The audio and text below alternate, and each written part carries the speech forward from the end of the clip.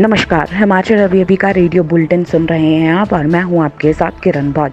पेश है अभी तक के समाचार। सबसे पहले नजर डालेंगे हेडलाइंस पर। जनमंच की जगह जन शिकायत निवारण को खुलेगा दरवाजा, कार्यक्रम चलाएगी कांग्रेस, बोले सीएम सुक्खू। जनमंच योजना बंद करने को लेकर नारेबाजियां, सदन की कार्यवाही स्थगित। जगत सिंह नेगी बोले जनमंच नहीं लंच मंच था। हॉर्टिकल्चर डेवलपमेंट प्रोजेक्ट में घोटाला, कांग्रेस विधायक कुलदीप सिंह राठौर ने मांगा श्वेत पत्र। बजट पर चर्चा के दौरान बोले विक्रमादित्य सिंह, विपक्ष राजनीति रोटियां सेकने के लिए कर रहा है विरोध।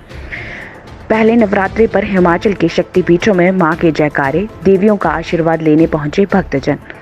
सोलन में मशरूम खाने के बाद 3 लोगों की बिगड़ी तबीयत, 1 की मौत, 2 की हालत गंभीर।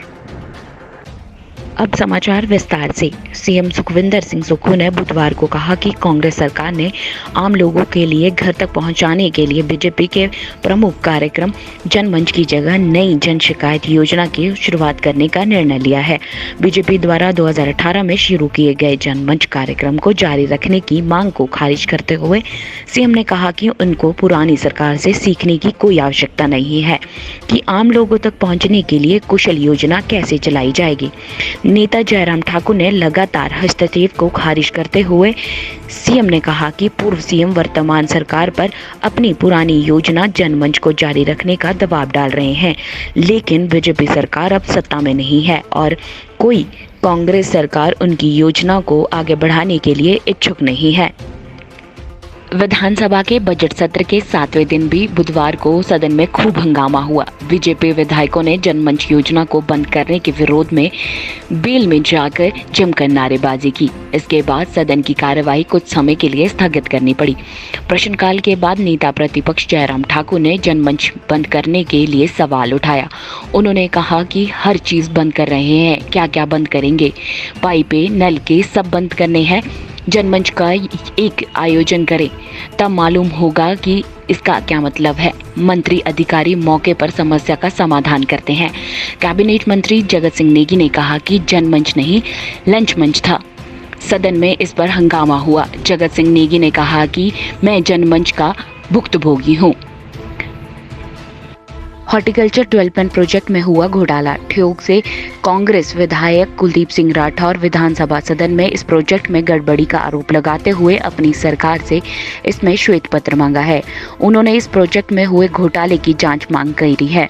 इस पर बागवानी मंत्री जगत सिंह नेगी ने कहा कि जरूरत पड़ने पर इस पे विस्तृत जांच की जाएगी। कुलदीप सिंह राठौर ने सदन में इस प्रोजेक्ट को बड़ा राजनीतिक घोटाला बताया है। उन्होंने कहा कि एचडीपी प्रोजेक्ट का यदि इस्तेमाल ठीक से किया जाता तो प्रदेश की बागवानी का कायाकल्प हो जाता, लेकिन इसके नाम पर सिर्फ लिपापोती की गई है।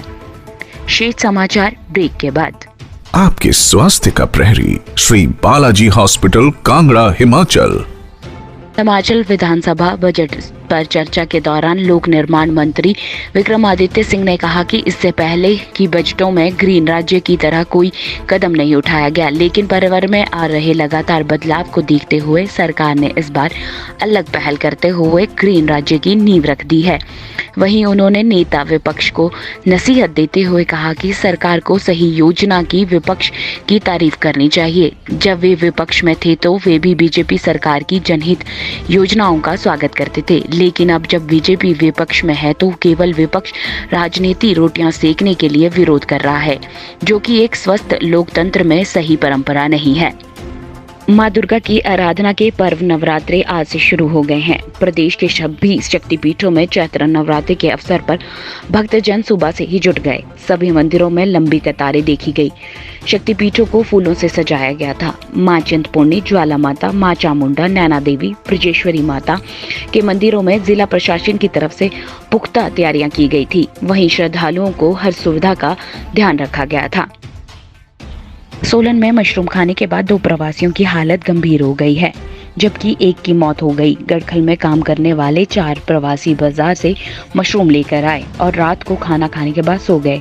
रात करीब 1 बजे इनमें से 1 की तबीयत खराब हो गई और उल्टी आना शुरू हो गई। थोड़े ही देर में 2 लोगों की तबीयत बिगड़ गई। इसके बाद सुबह 5 बजे एम्बुलेंस को फोन किया, जिसके बाद उन्हें सामुदायिक स्वास्थ्य केंद्र धर्मपुर पहुंचाया गया। उपचार के दौरान यहां एक प्रवासी ने दम तोड़ दिया, वहीं अन्य की हालत गंभीर बताई जा रही है और उन्हें क्षेत्रीय अस्पताल भेज दिया गया। इसी के साथ समाचार समाप्त हुए। नमस्कार।